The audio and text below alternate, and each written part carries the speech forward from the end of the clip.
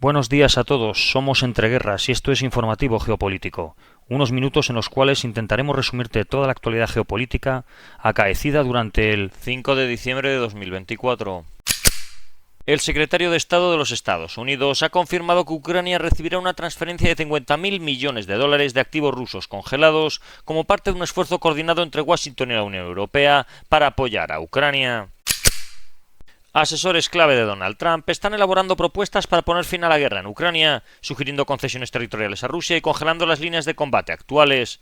Entre los planteamientos destacan el del teniente general retirado Keith Kellogg, quien aboga por suspender la membresía de Ucrania en la OTAN, ofrecer garantías de seguridad estadounidenses y condicionar la ayuda militar a negociaciones de paz. Por su parte, el presidente electo Vance propone crear una zona desmilitarizada en las líneas actuales del frente, mientras que Richard Grenell sugiere zonas autónomas en el este de Ucrania, aunque sin detalles específicos. Todas las propuestas coinciden en retirar a Ucrania del camino hacia la membresía en la OTAN y priorizan acuerdos que frenen futuros avances rusos, en un esfuerzo quizás por equilibrar la presión militar y diplomática. Wall Street Journal también se hace eco de estas cuestiones, informando de que Ucrania inicia conversaciones con el equipo de Trump para detener la guerra. Los funcionarios ucranianos estarían manteniendo conversaciones de alto nivel con la administración entrante de Trump, con el fin de abordar las diferencias en el logro de un acuerdo para la guerra con Rusia. Andriy Yermak, un importante asesor del presidente ucraniano Volodymyr Zelensky, se ha reunido ya con los principales asesores de Trump, entre ellos el general Keith Kellogg, enviado especial para Rusia y Ucrania, Mike Waltz, asesor entrante de seguridad nacional, y el vicepresidente electo, Vance. En Oriente Próximo, el ejército israelí ha anunciado que se ha llevado a cabo un ataque aéreo en la zona humanitaria de Al-Mawasi, porque según ellos había varios altos mandos de Hamas en la zona. Medios palestinos han informado de más de 20 muertos. Sobre Gaza, en un informe reciente de Amnistía Internacional de casi 300 páginas, se concluye que Israel estaría cometiendo un genocidio en esa zona. Nadia Dar, directora de Estrategia e Impacto de Amnistía Internacional en Estados Unidos, ha destacado que el informe documenta un patrón continuo de violaciones a lo largo de los últimos 14 meses, calificándolo como una crisis de escala genocida que requiere la acción internacional inmediata. Dar ha subrayado que no se trata de incidentes aislados, sino de un esquema sistemático con implicaciones devastadoras para la población de Gaza. El informe ha generado fuertes críticas, especialmente de sectores pro-Israel, que acusan a la organización de antisemitismo y cuestionan sus hallazgos.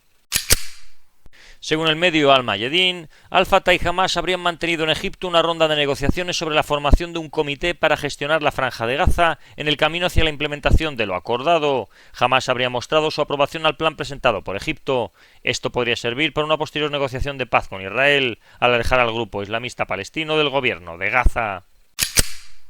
Un reportero libanés del medio Al-Manar ha denunciado que el ejército israelí está aprovechando el alto el fuego para entrar y operar en barrios al sur del Líbano, donde antes no podía acceder por la presencia de Hezbollah. El ejército israelí también ha informado que sus tropas continuaron operando en el sur del Líbano, neutralizando amenazas en la zona. Las tropas de la 188 Brigada Blindada localizaron y desmantelaron infraestructuras subterráneas de decenas de metros de longitud. Y por su parte han anunciado que la 769 Brigada ha localizado en la última semana numerosas armas y ha neutralizado a varios terroristas. Por su parte, el ejército libanés ha informado que continúa reforzando su despliegue en el sur del país para implementar el alto el fuego a la vez que mejora el despliegue en la zona norte, en preparación para cualquier posible emergencia. El secretario general de Hezbollah ha declarado su aceptación del acuerdo que busca poner fin a la agresión contra el Líbano y que establece un mecanismo para implementar la resolución 1701 del Consejo de Seguridad de las Naciones Unidas. Esta resolución exigiría tanto la retirada completa de las fuerzas israelíes del territorio libanés como la ausencia de presencia militar de Hezbollah al sur del río Litani. Sin embargo, el líder de Hezbollah ha denunciado que Israel ha cometido más de 60 violaciones del acuerdo y ha llamado al Estado libanés a tomar medidas para detener estas infracciones. Además, ha vinculado la actual agresión contra Siria con un plan patrocinado por Estados Unidos e Israel, acusándolos de usar a grupos takfiríes como herramientas para debilitar a Siria y despojarla de su papel de apoyo a la resistencia, transformándola en un Estado que sirva a los intereses israelíes.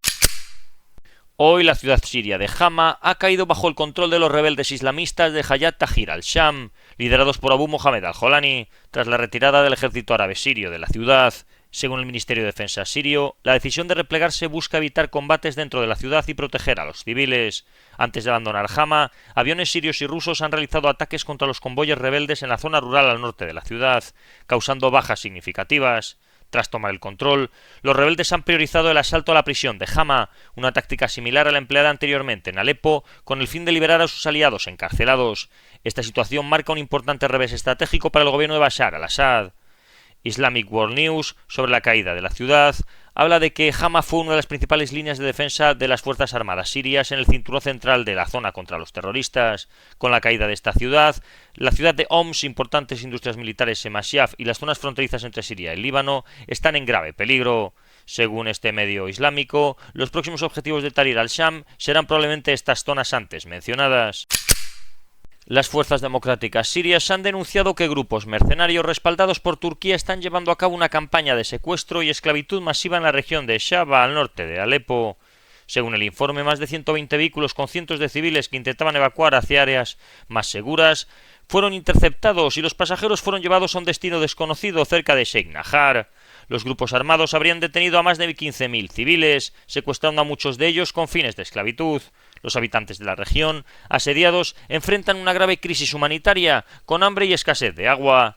Esta situación representa una alarmante violación de los derechos humanos y agrava el sufrimiento de una región devastada por el conflicto. La situación en otras zonas de Siria sigue siendo extremadamente volátil, con múltiples frentes activos y una intensificación de los combates en diversas regiones del país.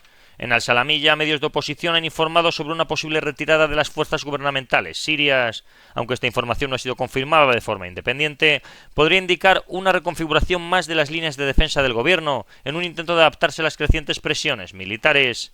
Mientras tanto, las fuerzas democráticas sirias, con apoyo aéreo de los Estados Unidos, habrían iniciado avances hacia territorios controlados por el gobierno en Deir ez-Zor. Estas fuerzas también han denunciado que el Daesh ya ha tomado varias posiciones estratégicas en el desierto de Homs y la zona de Deir ez-Zor, obligándoles a implementar medidas defensivas con el fin de evitar la pérdida de más zonas bajo su control. En una declaración televisada, el ministro de Defensa sirio, el general Ali Mahmoud Abbas, ha reconocido las difíciles condiciones de combate que enfrentan las fuerzas del gobierno. Ha mencionado el uso de tácticas de avance y retirada y que se están adaptando a la guerra de guerrillas que han impuesto las organizaciones terroristas. Este reconocimiento subraya la creciente presión a la que están sometidas las fuerzas armadas sirias, luchando en múltiples frentes. Por otro lado, la caída de Hama en manos yihadistas ha arrojado imágenes de cientos de miles de civiles huyendo hacia la costa.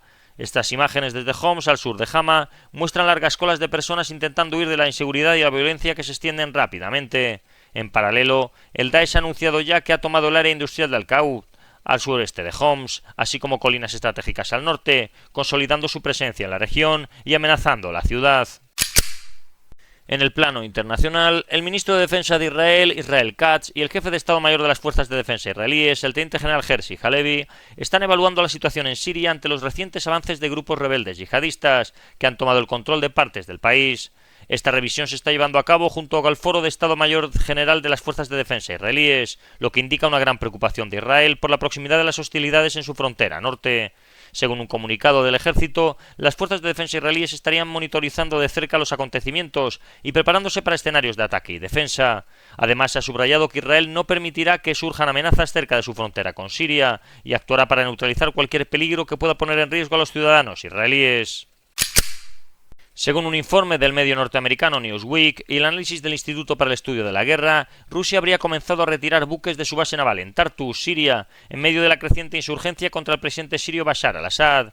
Imágenes satelitales recientes muestran la salida de la flota rusa de esta base estratégica, lo que coincide con informes previos sobre el traslado de gran parte de la flota del Mar Negro desde Crimea hacia otras localizaciones.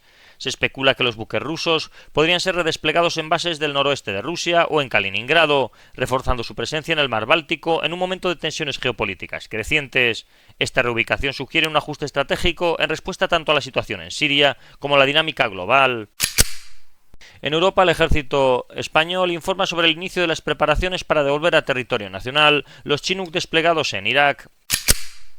El suministro de petróleo ruso a la República Checa a través del oleoducto Druzhba ha sido interrumpido sin previo aviso, lo que ha generado especulaciones sobre las intenciones detrás de esta acción, aunque las autoridades checas han asegurado que no se trata de una crisis. Václav Bartuška, enviado checo para la seguridad energética, afirmó que esta interrupción parece ser una táctica rusa, destacando que el petróleo continúa fluyendo hacia Eslovaquia y Hungría y calificándolo como un mensaje deliberado de Moscú. Sin embargo, ha subrayado que la República Checa está preparada para afrontar la situación gracias a sus reservas y conexiones alternativas. gas.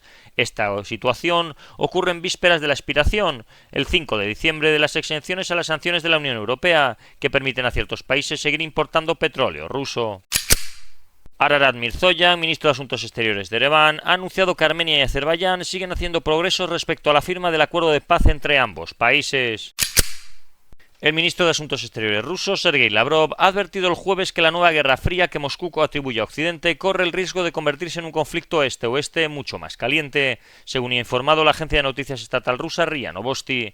En declaraciones en una reunión del Consejo de la Organización para la Seguridad y la Cooperación Europea en Malta, RIA Novosti citó a Lavrov diciendo que Occidente estaba detrás de una reencarnación de la Guerra Fría, solo que ahora con un riesgo mucho mayor de transición a una etapa caliente. Y esto ha sido todo por hoy. Si queréis profundizar en las noticias que hemos comentado, leer alguna de ellas o visualizar diferentes vídeos de actualidad, os recordamos que estamos en la aplicación Telegram, con nombre de usuario @entre_guerras. Que tengan un buen día y recuerden el main.